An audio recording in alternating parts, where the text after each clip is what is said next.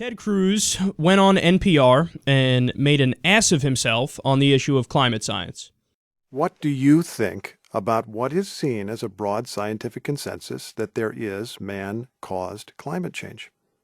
Well, I believe that public policy should follow the science and follow the data. I am the son of two mathematicians and computer programmers and scientists.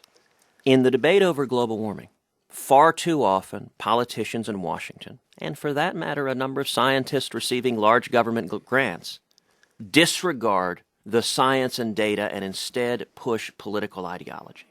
You and I are both old enough to remember 30, 40 years ago, when at the time we were being told by liberal politicians and some scientists that the problem was global cooling. There was a moment when some people said that. That we were facing the threat of an incoming ice age, and their solution to this problem is that we needed massive government control of the economy, the energy sector, and every aspect of our lives. But then, as you noted, the data didn't back that up. So then many of those same liberal politicians and a number of those same scientists switched their theory to global warming. This is a conspiracy, then, in your view? No, this is liberal politicians who want government power over the economy, the energy sector, and every aspect of our lives. And now, almost all the countries in the world have joined into this approach? So let me ask you a question, Steve. Is there global warming, yes or no? According to the scientists, I'm asking absolutely. You. Sure. Okay, you are incorrect, actually. The scientific evidence doesn't support global warming. For the last 18 years, the satellite data, we have satellites that monitor the atmosphere.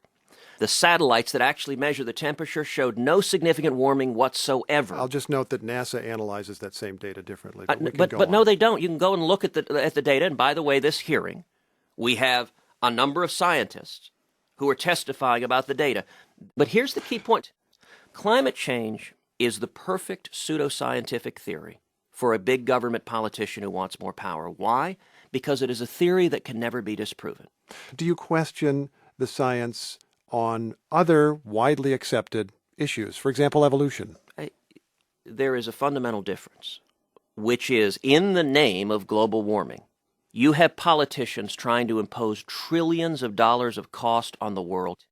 In the I-95 corridor, among the Washington elite, global warming is very popular because it makes you feel good about caring for the world. But I'll tell you, you know who I'm concerned about? I'm concerned about the single mom waiting tables right now, who for 7 years of the Obama economy has been trapped in stagnation. Her wages have been stagnating. It's harder and harder to make ends meet. And what the Washington elites are trying to do is double her energy bill. Do you question other science like evolution?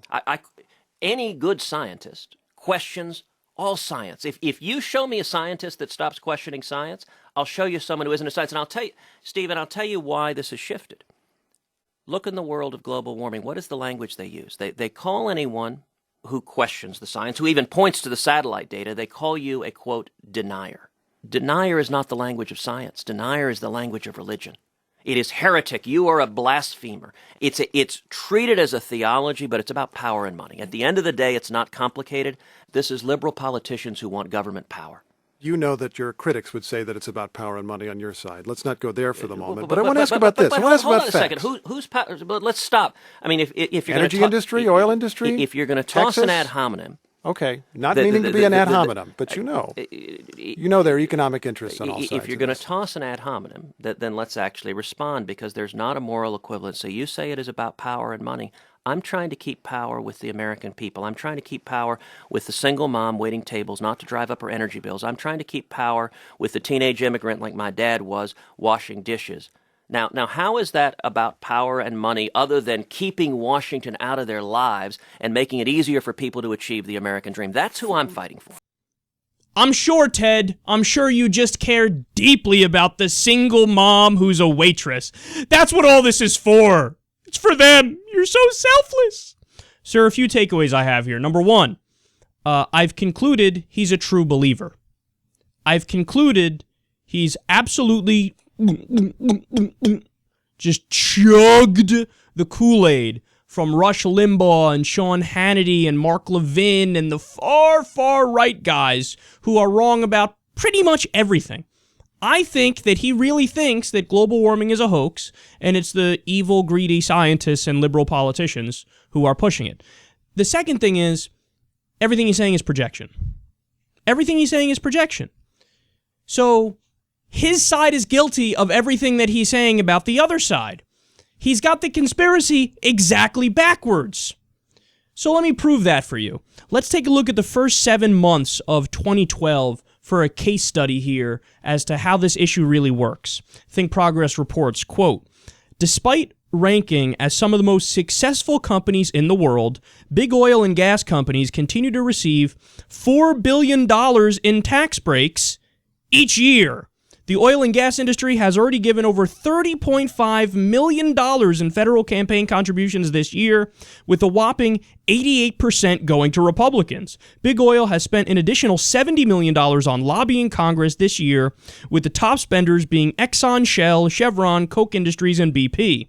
Their efforts are paying off. This is the most anti-environment Congress in history, with the House of Representatives averaging one anti-environment vote per day, or a total of 247 votes through mid-June. The biggest beneficiary of these votes has been Big Oil. The House voted to enrich the oil and gas industry 109 times, a total 44% of its anti-environment votes.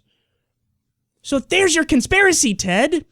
Your conspiracy is the oil companies are paying the politicians to give them money in the form of subsidies and to stop any effective move towards green technology and renewable energy. There's your conspiracy. There it is. But what does he say? No. The conspiracy is on the side of the liberal politicians and the goddamn greedy scientists.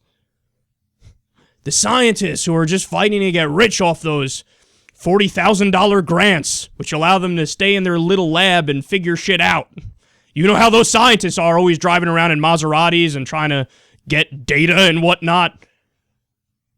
He flipped the conspiracy on its head. And the final thing I'll say here is Rush Limbaugh's fill-in host is one of the people that Ted Cruz called to testify at this climate science hearing that he's referring to, where he just said, I've called in other scientists to tell us that global warming's not true.